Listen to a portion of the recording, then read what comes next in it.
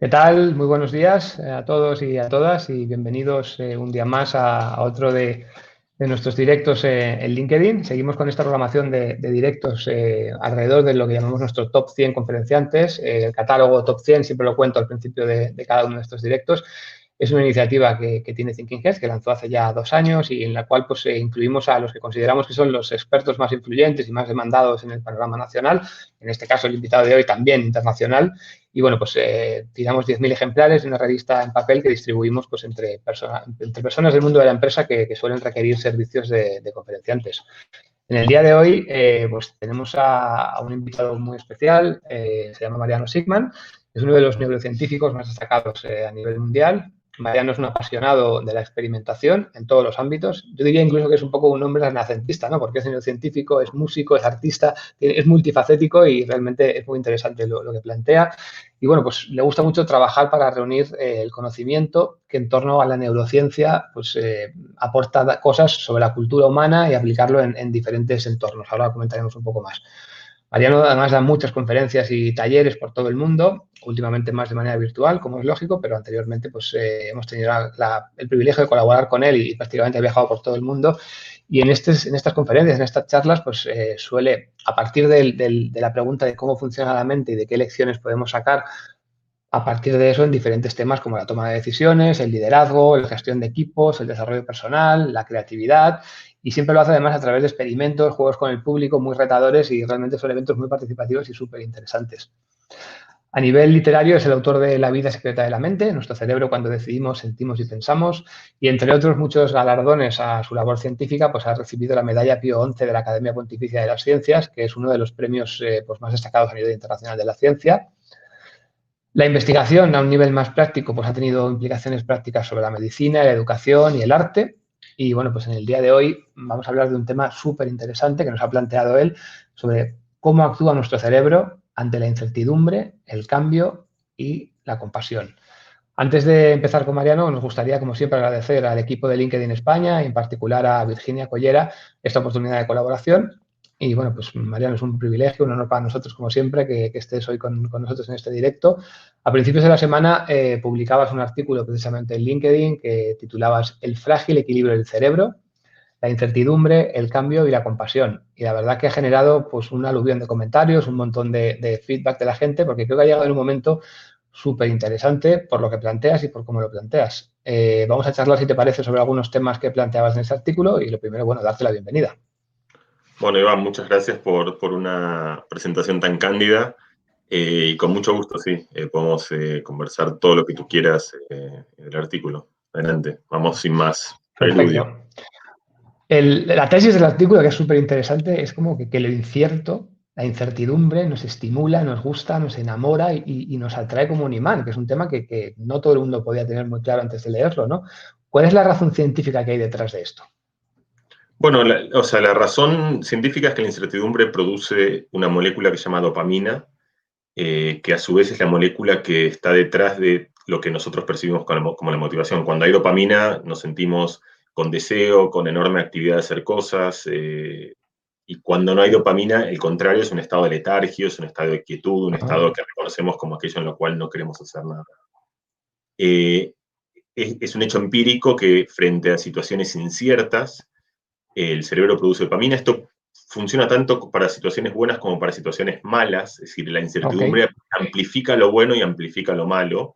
Si tenemos miedo a algo, casi que preferimos estar seguros que va a pasar que tener duda que a lo mejor pasa. Cuando te dicen, mira, a lo mejor va a pasar algo muy malo, eso crea un estado de vértigo que muchas veces es mucho peor, mucho más fuerte y mucho más, te atrapa mucho más que el saber que algo malo va a suceder. Entonces la incertidumbre tiene este mecanismo que se media en el cerebro a través de esta molécula que es la dopamina. Perfecto. Oye, ¿y tú dirías que la incertidumbre y la motivación van de la mano por este motivo que exponías? Sí, además esto tiene una razón de ser, ¿no? Que además retrae justamente al tema entre la infancia y la adultez. O sea, si piensas cuál es el momento de gran incertidumbre, es la infancia. El momento en el cual no sabes nada y tienes que descubrir todo, y por lo tanto el mundo es incierto para ti. No sabes ni cómo van a reaccionar las personas, ni las cosas. Si tu mundo está poblado de incertidumbre, por lo tanto tienes una enorme motivación porque tienes que aprender cómo funciona el mundo. Si es una relación natural que tú tienes que estar en campaña para hacer cosas y para transformarte en el momento en el cual no sabes cómo funcionan las cosas. Luego aprendes más o menos cómo funciona el mundo, cómo funciona la gente, cómo funciona tu oficio, cómo cruzar la calle, cómo moverte en el mundo, cómo querer, cómo tener relaciones, cómo has aprendido todo eso y te dedicas de adulto a usurpar eso. Por lo tanto, ya no tienes esa motivación para aprender y para transformarte porque de alguna manera has generado certezas. A mí la metáfora que me gusta, que yo no la puse en el artículo, es que como que el COVID nos ha convertido a todos en niños de vuelta. Y por lo tanto Ajá. tenemos estos vaivenes emocionales propios de alguien que desconoce el mundo y que está tratando de aprenderlo y tiene vértigos muy fuertes, positivos y negativos, que devienen de una necesidad de transformarse, que a su vez es una consecuencia de que hemos dejado de conocer las reglas que median las cosas. Entonces el cerebro tiene ese mecanismo que es cuando el mundo se vuelve volátil, aprende. Motívate y aprende. Es una especie de respuesta evolutiva que tenemos hace mucho tiempo, que es una respuesta que tiene su asidero, que tiene lógica, que es de alguna manera generar inquietud, calma y tranquilidad cuando conoces las reglas, ponerte en un estado de enorme alerta, motivación, Ajá. predisposición y cambio cuando el mundo ha cambiado y lo desconoces. Muy interesante lo que planteas, ¿no? Porque al final es un fenómeno que no podemos dar por descontado y que haya tenido que venir un fenómeno con el que estamos viviendo para que nos demos cuenta o seamos conscientes de algo así, ¿no? De cómo podríamos intentar negociar nuevas maneras de estar motivados a través de experiencias traumáticas como estas, pues es súper interesante que se pueda abordar desde ese punto de vista muy diferente. En el artículo mencionas un tema que me ha llamado especialmente la atención. Decías, con el tiempo se pierde el entusiasmo, no la plasticidad. Siempre nos venían diciendo, ¿no? Como que nos hacemos mayores, el cerebro como que se medio oxida, que ya paramos de aprender, que los niños aprenden más fáciles que los adultos y que nos vamos atrofiando con el tiempo. ¿Esto es verdad? ¿Es más el Sí, entusiasmo que la plasticidad? bueno, o sea, es cierto en el sentido de que hay muchísimos experimentos que muestran que si tú tienes un adulto y lo motivas de alguna manera con una motivación que es análoga a la que tiene un niño por aprender, y de vuelta volvamos a lo que te contaba antes, que la motivación que tiene un niño por aprender deviene de la necesidad. O sea, un niño que no Ajá. sabe caminar no llega a los lugares a los cuales quiere llegar. Un niño que no sabe leer no puede comunicarse con el mundo. Un niño, entonces, el aprendizaje, hay una enorme motivación por aprender porque eso te abre puertas a sitios que son los sitios vitales y los sitios que quieres transcurrir y recorrer. De adulto se pierde esa necesidad y uno tiene un deseo de aprender, pero que es un deseo más marginal, el que quiere aprender ruso, el que quiere aprender violín, o el que quiere aprender carpintería. Son cosas que quieres hacerlas, pero que no tienes una motivación tajante, porque si no las aprendes no es que pasa algo, es casi como algo que uno querría aprenderlo. Por otra parte, la mayoría de las empresas y las instituciones no dan incentivos en tiempo, en dinero, en abrazos, en afecto, como para que tú sientas que realmente tienes una pulsión muy fuerte por aprender y por transformarte. Entonces lo que se da es una suerte de paradoja en nuestra época, que es que la mayoría de la gente son aprendedores profesionales, o sea, dedican todo su tiempo a aprender desde los 0 hasta los 20 años más o menos, y luego se Ok. estancan. Hay momentos que tienes un oficio, como te decía antes, más o menos funcionas y te dedicas a usurpar aquello que has aprendido. Ya sabes leer, ya sabes programar, ya sabes funcionar una empresa, ya sabes hacer lo que haces, y entonces usurpas. Si hubiese una necesidad muy grande de adulto, como ha sucedido aquí, y eso Claro. genera una predisposición donde de un día para el otro hemos cambiado la manera de trabajar, hemos cambiado la manera de educarnos, hemos cambiado la manera de vincularnos con la gente más cercana y más lejana. Y lo hemos hecho porque, de vuelta, tuvimos una presión enorme porque el mundo ha cambiado y nos dijo, y nos obligó de alguna manera que si no hacíamos ese cambio, quedábamos fuera del circuito. Entonces, con eso lo hicimos. Sí, sí, fíjate que no, hay muchas olas de fondo que venían, ¿no? Antes de la pandemia, mucho cambio, mucho entorno incierto, el mundo VUCA en el que dicen que vivimos. Pero, por ejemplo, un tema que venía de atrás, sobre todo en entornos corporativos, que era el tema del teletrabajo, se iba fraguando poco a poco y había avances, pero siempre estaba el tema este de la duda, ¿no? De si la gente teletrabaja, pero luego va a hacer menos porque está en su casa y nadie le ve, nadie le vigila. Y esto era como siempre un elemento que frenaba en las empresas el hecho de lanzarse al vacío y de un día para otro todo el mundo ha teletrabajado, todo el mundo ha respondido, todo el mundo ha funcionado, todo el mundo ha sacado adelante su trabajo en sus empresas y esto lo has hecho así rápidamente, seguramente por este sistema que comentas tú, ¿no?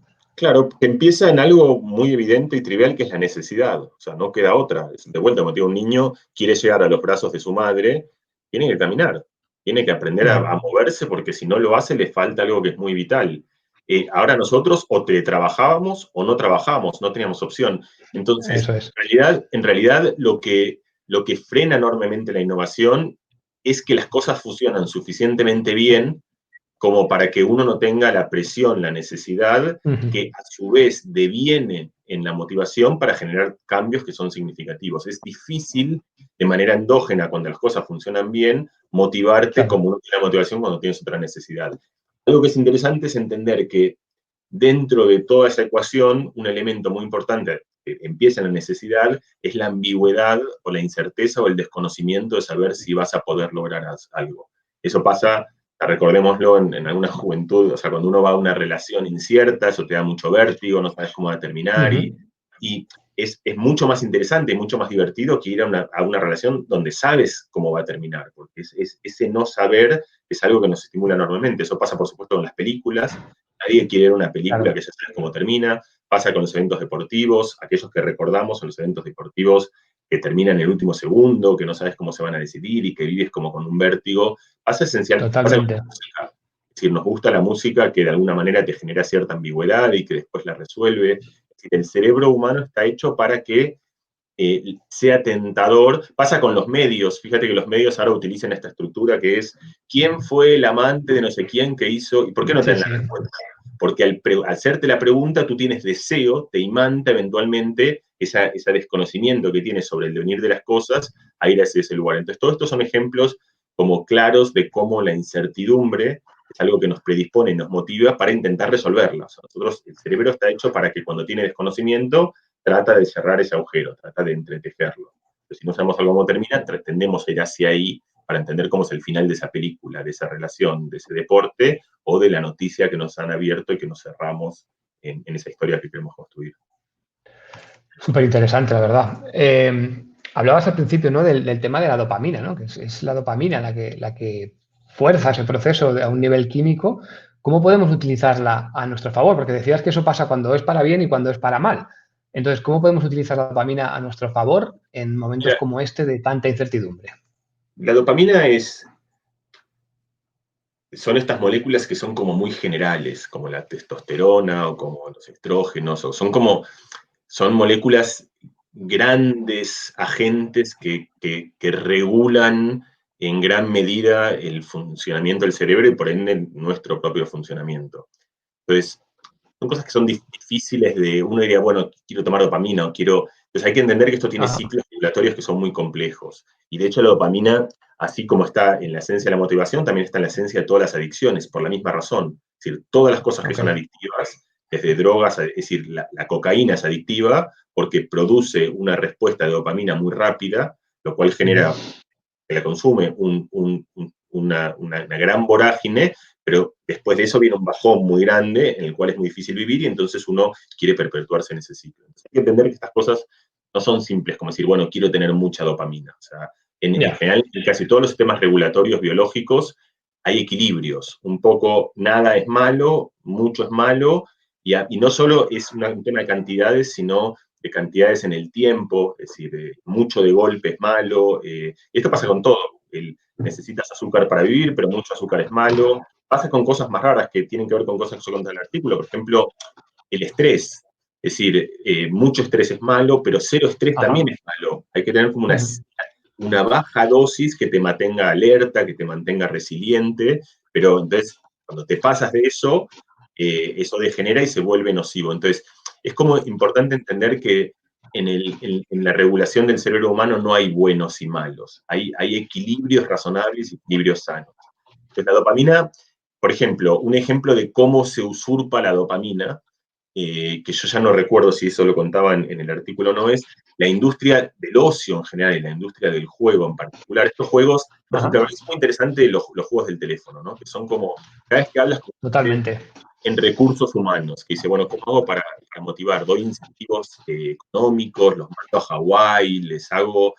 Bueno, el ejemplo canónico es una buena compañía de juegos te pone algo, te hace a ti hacer un trabajo, porque hacer un sudoku es como hacer un trabajo, de ordenar números, piensas, te cansas, Exactamente igual. esfuerzo, ni te hablo mover caramelitos para que estén en una línea, es un trabajo, además es un trabajo que si te lo presento y te digo, mira, Iván, te voy a dar un trabajo, tienes que coger caramelos y los ordenas todos para ponerlos en líneas de 4, dices, no, o sea, yo quiero un trabajo más interesante, pero luego haces un juego y la gente pasa horas resolviendo, pensando, encontrando soluciones, o sea, trabajando gratis, por supuesto, se trabajan gratis.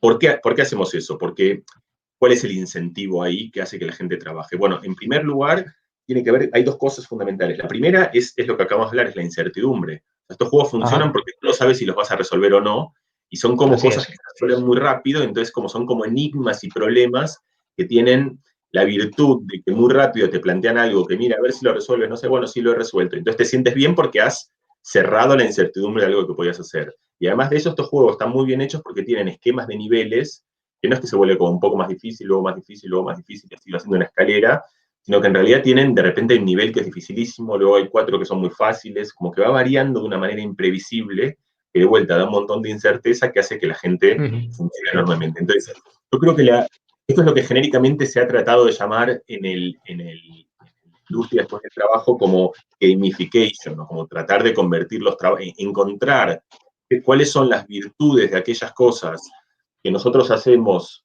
sin que nadie nos la pida, para que los trabajos se conviertan en eso. Entonces, eso funciona y está bien y tiene que ver con tu pregunta de cómo usar la dopamina favorablemente. También hay que entender cosas que, por ejemplo, el Candy Crush fue furor, pero ahora ya no juega nadie al Candy Crush. Y luego vino el otro, y el otro, y el otro. Entonces, las cosas también tienen adaptación, o sea, son ciclos que tienen un tiempo de vida, y por lo tanto, cuando tú piensas en un trabajo de 15 años, de 20 años, de 25 años, ya no puedes motivarte con trampas tan sencillas que son muy efectivas para despertarte un rato, pero que no te permiten, que no te mantienen despierto durante años, décadas, y lo que fuese. Entonces, algunas cosas se pueden tomar, pero hay que tomarlas con cierta prudencia para que sean efectivas. Muy interesante. Concluías un poco una receta que ha dado mucho que hablar, ha dado para muchos comentarios en el artículo, ¿no? Decías, se trata de ser compasivos con nosotros mismos. O sea, al final es una receta interesante de cómo superar todo este nivel de incertidumbre siendo compasivos. ¿Dirías que las empresas, los entornos corporativos están siendo compasivas consigo mismas en estos tiempos de pandemia? Bueno, primero déjame hacer un pequeñísimo preludio para hacer esta transición. La razón por la cual hay que ser compasivos es justamente que tenemos este reflejo de que el cerebro en el momento más difícil se exige lo máximo. O sea, este es un reflejo del cerebro, es un reflejo del cerebro que es adaptativo. O sea, si te imaginas hace 10.000 años en una situación de enorme volatilidad, en un momento de gran peligro, está todo mal, tienes que sacar lo mejor de ti.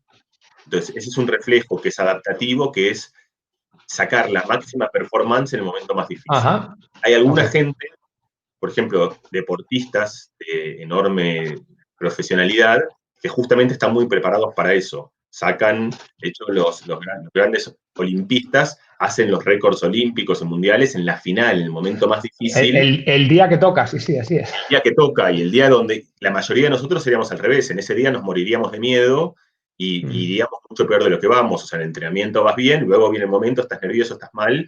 Entonces, pero el cerebro te pide eso y nos lo ha pedido a todos. Por eso esto no es algo que nos pasó en la pandemia, que muchos de nosotros, mientras teníamos a nuestros hijos en casa y además teletrabajábamos, a lo mejor pensábamos en un momento en el que no sabíamos qué iba a pasar en el futuro, cómo cambiar todo. Y además nos dedicábamos a estudiar cocina y a estudiar carpintería. Y además teníamos que ser espléndidos. Y además la otra también tenía que ser espléndido. Nuestros hijos, bueno, es mucho.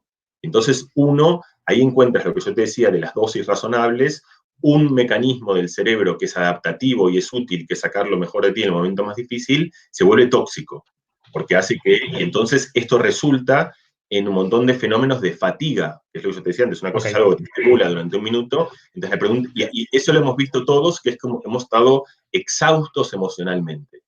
Absolutamente. Y entonces la pregunta es qué hacer con eso. Y entonces ahí es donde yo traigo esta idea, que es una idea muy sencilla, que tiene que ver como es muy sencilla, es muy antigua, es muy vieja, pero eso no hace que sea menos potente y no hace que además uno no la pueda pensar científicamente y intelectualmente, que es la idea de la compasión, que es una idea muy sencilla, que es la idea de compasión esencialmente es tratarse con cariño y no con juicio. Es decir, uno cuando evalúa a alguien, hay un gran eje que divide a cómo la gente se evalúe. Una manera es, lo puedes pensar un empleado, lo puedes pensar un padre y un hijo, lo puedes pensar con un amigo, lo puedes pensar con un rival. Una es la otra persona hace algo y tú te pones como una persona exigente donde piensas si lo podría haber hecho mejor, si falló. Y otra persona, otra manera distinta de relacionarte te pones en la perspectiva de lo que otra persona está sintiendo y tratas de amainar los dolores. Y por ejemplo, el ejemplo típico, si una persona se cae, tú puedes decirle, claro. no, no te hubieras querido por ahí, ¿por qué ibas corriendo? Entonces, eso es una manera juiciosa de hablar, es una manera en la cual en el momento difícil lo exiges, o sea, él se acaba de caer, está mal, y tú, a lo mejor de buena fe, porque de hecho los padres hacen esto con los hijos, y de buena fe, como tú no quieres que se vuelva a caer, le dices, pero no tenés, ya te he dicho que no corras muchas veces, ¿por qué corres? Tiene una razón de ser otra vez, o estás dando herramientas para que eso no vuelva a pasar. Pero otro abordaje muy distinto es cuando se cae y se golpea la rodilla y llora, abrazarlo y olvidarse del juicio un rato, porque encima que se acaba. Entonces, esto es lo que se llama en general la compasión. La compasión es una mirada hacia los otros o hacia las otras que no es juiciosa, sino que acompaña en el ánimo y que trata de hacer que la otra persona se sienta mejor. En general, a todos nosotros nos sale ser compasivos en algunas situaciones y juiciosos en otras. Y en particular, casi todos nosotros somos juiciosos con nosotros mismos y somos poco compasivos.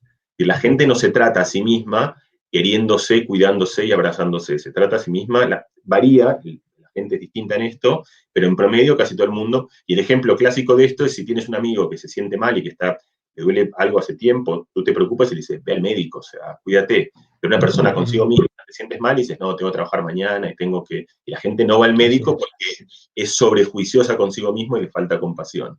Entonces, una herramienta muy útil cuando en este loop que te contaba antes, el cerebro, entre comillas, se vuelve un poco loco, de ahí la paradoja y el frágil equilibrio que yo contaba en mi artículo, porque en algo que es como una buena iniciativa del cerebro termina siendo nocivo, una solución para todo esto es decir, por un momento, aceptemos y entendamos que estamos viviendo momentos muy difíciles y en momentos muy difíciles el reflejo natural es acelerar, pero conviene parar ese reflejo natural y por un momento ser compasivos. Por ser compasivos, quiere decir, y eso despierta un montón de fenómenos, como por ejemplo, desde tu pregunta de una institución, es decir, bueno, pero la gente no va a trabajar si soy compasivo.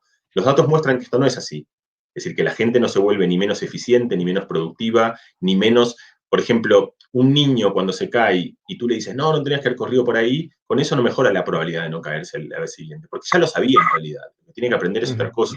Entonces, si tú lo abrazas, no es que al abrazarlo lo vas a hacer menos resiliente y menos capaz, simplemente vas a hacer que transite ese momento difícil un poquito mejor. Lo mismo pasa con las personas en las instituciones, donde muchas veces nos ponemos en un lugar juicioso pensando que eso va a hacer que la gente sea más, que performe mejor, es decir, que tenga mejores desempeños, pero en realidad el ser compasivo muchas veces produce ese fenómeno más que el ser exigentes y el ser juiciosos. Entonces, esto es la razón por la cual yo creo que hay que ser compasivos. En particular, a lo de tu pregunta de si las empresas y las instituciones lo están haciendo, yo creo que depende. Es muy difícil hablar de las instituciones. Yo honestamente no tengo suficiente experiencia con todas las corporaciones. Sí creo que es difícil hacer esta transición para ser compasiva, porque esta intuición de que ser compasivo es bajar la barra y es perder exigencia es muy propia de todos nosotros. Por eso además uno puede pensarlo dentro del seno familiar, dentro del seno institucional, dentro del seno escolar, dentro del seno político, es decir, esto vale para en cada una de las escalas. Y yo creo que hay ciertas nociones de compasión, aflora el tema, pero en mi opinión, otra vez, yo no tengo suficientes datos como para hacer un sampleo exhaustivo, pero yo creo, y además creo entender por qué, que son las razones que te he contado, que es que el reflejo no es ser compasivo, el reflejo es ser exigente y juicioso. No nos vendría mal en promedio y en general estar atento a esto y tratar de ser un poquito más compasivos. En esto que comentas, ¿no? Cada vez también está muy presente en la vida de las personas o en la vida en general todo lo que tiene que ver con el mindfulness, la meditación y demás. Y una de las vertientes que predica, ¿no? Este tipo de cosas es justamente esto, ¿no? La autocompasión, el hecho de ser consciente de que uno mismo tiene sus limitaciones y que el hecho de autocastigarnos de manera regular no genera nada bueno y el hecho de pues, tenernos en cuenta de una manera mucho más compasiva a nosotros mismos genera bienestar y genera progreso también.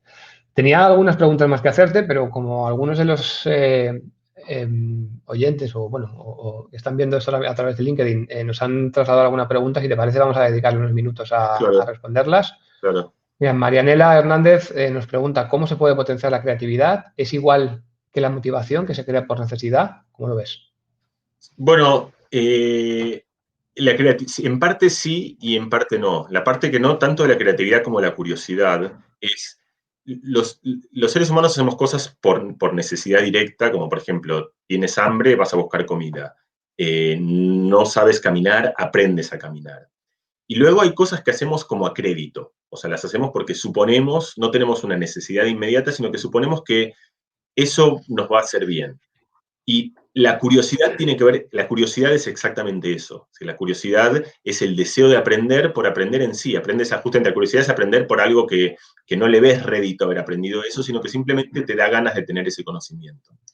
Entonces, esto es distinto en el sentido de que la utilidad del aprendizaje por creatividad o por curiosidad no tienen una utilidad inmediata, no es algo que lo vas a buscar inmediatamente, pero tenemos un cerebro que nos predispone a pensar, a nosotros y a muchos otros animales, es decir, los ratones son creativos y curiosos, los gusanos lo son y nosotros también lo somos, porque nuestro cerebro nos predispone a hacer como esta inversión a largo plazo de decir, bueno, si yo cambio esto, no voy a tener una ventaja inmediatamente, pero puede ser que dentro de 10, 15, 20 años, quién sabe cuánto, esto me sirva. Y esta cuenta no se hace explícitamente. Ahora, eso necesita motivación. Y eso pasa otra vez en todas las instituciones. Y eso funciona otra vez como ¿cuál es la manera correcta de hacer eso? Es tener un buen sistema de incentivos. Es decir, si tú estás en una institución, tienes una empresa y dices, yo quiero valorar la innovación, perfecto, pero entonces lo que tienes que hacer es cuando te viene un empleado y te dice, mira, he estado pensando esto, es distinto, qué sé yo, decirle muy bien, bravo, porque si tú dices, no, pero fíjate que las ventas del jueves han bajado, entonces el sistema de incentivos es completamente contrario y no funciona como motivación para la creatividad. Nos pregunta Nicolás, ¿cómo darse cuenta de qué cosas de las que hacemos generan sanos niveles de dopamina? Bueno, en general una buena medida es la adicción, es decir, cuando las cosas se vuelven Muy interesante esto.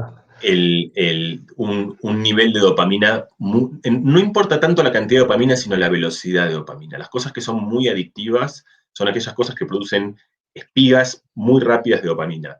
Para darte ejemplos, comidas, el chocolate, pues comes, hay cosas, piensa, tú tienes hambre, por ejemplo, tienes hambre y comes, tienes menos hambre. Es decir, te has saciado y tienes menos hambre.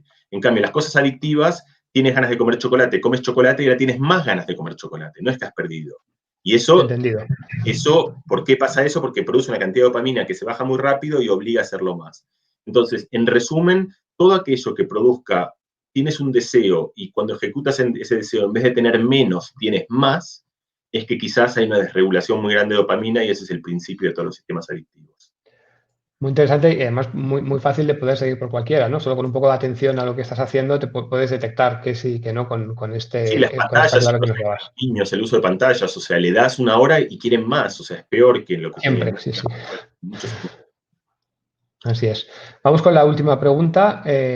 Marc nos pregunta, ¿por qué hay personas que necesitan vivir en una ola de incertidumbre continua y otras, en cambio, no la saben nadar y se ahogan? Sí, es una pregunta muy buena y es difícil.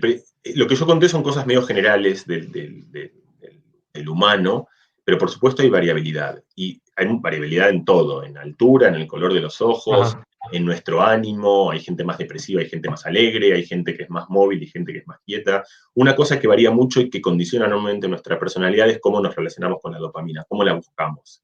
Hay gente y por eso está como el niño y que después ese niño perdura, que necesita todo el tiempo cosas nuevas, que lo abracen, incentivos. Eso es una manera de relacionarse con el sistema de recompensa, donde todo el tiempo tienes que estar dándole combustible. Y hay gente que tiene como un sistema de recompensa mucho más estable, que no necesita toda esta dosis de motivación y de abrazos y de... Entonces, esto lo puedes pensar como una especie de cuán amortiguado o cuán inestable es el sistema de dopamina. La gente que tiene un sistema de dopamina muy inestable, en general responde muy mal a la incertidumbre, también tiene justamente lo que hablamos antes, predisposición mucho más grande a las adicciones, tiene vaivenes emocionales mucho más grandes, y estas cosas muchas veces tienen que ver con la historia, sobre todo la historia en la adolescencia, es un lugar donde se forja mucho este sistema, más tienen que ver con, como todo, con cosas genéticas, es decir, con cosas constitutivas de aquello que somos, y entonces si te ha tocado eso, tienes como tantas otras cosas que nos tocan, tienes que estar un poquito más atento y saber que es un lugar sensible de tu personalidad y por lo tanto tratarlo aún más con un poquito más de cuidado, quizás ser todavía mucho más compasivo. Estupendo. Pues estamos casi ya fuera de tiempo, pero no me voy a resistir a hacerte una última pregunta. Comentabas ahora el tema, ¿no?, de la adolescencia como ese periodo muy definitorio, ¿no?, para que para que la personalidad sea de una manera o sea de otra. ¿Cómo crees que puede impactar una situación como la que estamos viviendo justo en esa franja de edad, ¿no?, en esos pre y adolescentes que han tenido que vivir este mundo completamente nuevo y lleno de incertidumbre frente a los anteriores que vivían en un mundo más o menos de certezas dentro de que la adolescencia es incertidumbre pura? Es efectivamente, porque este sistema de dopamina es como que se consolida durante la adolescencia. Entonces pasa, no lo sabemos, o sea, la verdad que es muy difícil predecir estas cosas. Seguro va a tener un costo y por lo tanto seguro hay que estar atentos.